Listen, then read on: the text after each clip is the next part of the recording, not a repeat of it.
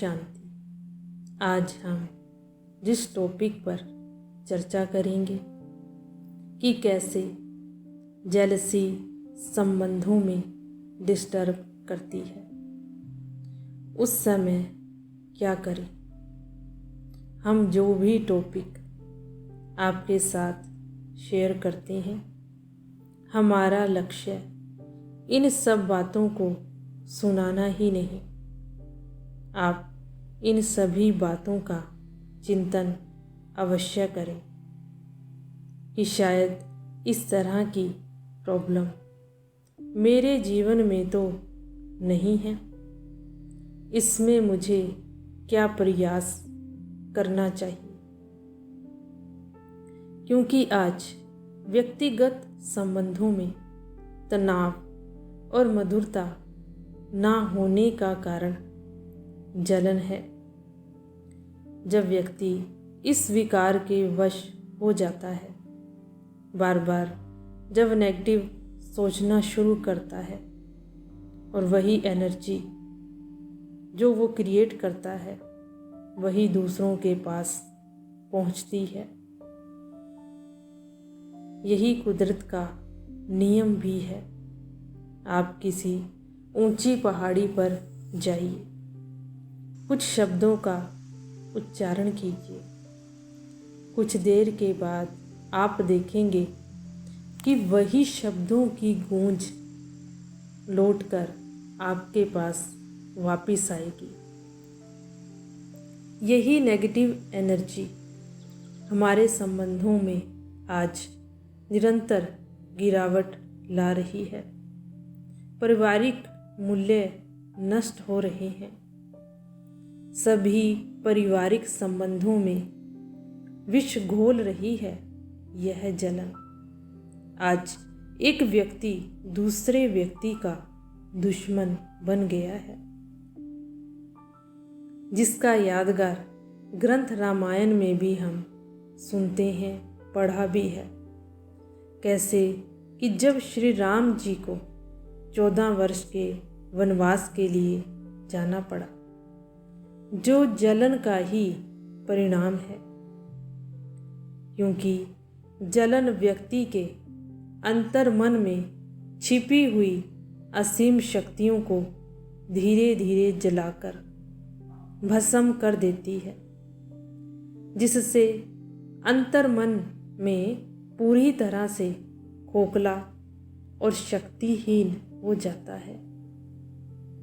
और ऐसी परिस्थिति में हम अपने मन की ऊर्जा और संकल्प शक्ति का उपयोग स्वयं को सफल करने में लगाने की बजाय दूसरे को असफल करने में लगा रहे होते हैं। लेकिन ऐसी परिस्थिति में क्या करें? सबसे पहले तो आपको अपना नज़रिया बदलना होगा। सबके प्रति सकारात्मक दृष्टिकोण अपनाना होगा। अपने मन के संकल्पों को शुद्ध बनाना होगा। दूसरों की छोटी छोटी बातों में प्रशंसा कीजिए। दूसरों की विशेषताएं देखिए। सभी को उनकी सफलता पर बधाई दीजिए। उन्हें एहसास दिलाएं कि आप उनके साथ हैं। मैं आपको एक सत्य घटना के माध्यम से बताती हूँ कि कैसे जब हम अपने संकल्प शुद्ध कर लेते हैं, हमारे सभी संबंध मधुर बन जाते हैं। सेवा केंद्र पर 2 लेडीज़ मेडिटेशन कोर्स के लिए आई। वो दोनों पड़ोसन थी। हमने दोनों को अलग अलग कोर्स ना कराकर इकट्ठा कोर्स कराया। कोर्स कराते समय हमें उन दोनों की समस्याओं का पता चला कि उन दोनों के आपस में संबंध अच्छे नहीं हैं। वो एक दूसरे से जेलसी करती हैं।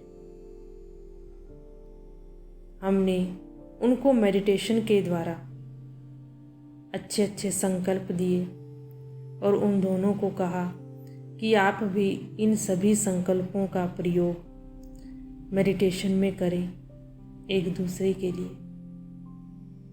कुछ समय के बाद उन दोनों के व्यवहार में परिवर्तन आया।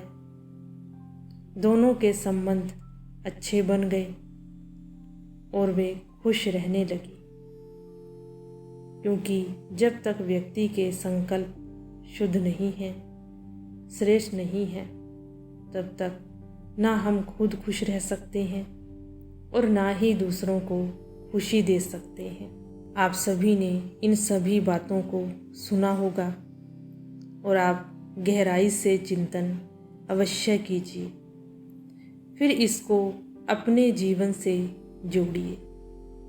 कहीं इस तरह की प्रॉब्लम से आप तो प्रभावित नहीं हैं?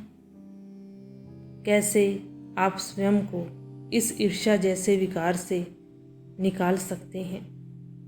अगर इस एपिसोड के माध्यम से आपको अपनी समस्या का समाधान नहीं मिल पा रहा हो, आप अपनी समस्या को नीचे कमेंट बॉक्स में डाल सकते हैं, जिससे आने वाले एपिसोड में हम आपकी समस्या का समाधान कर सकें, जिससे आपका जीवन और परिवार दोनों सुखमय बन सके।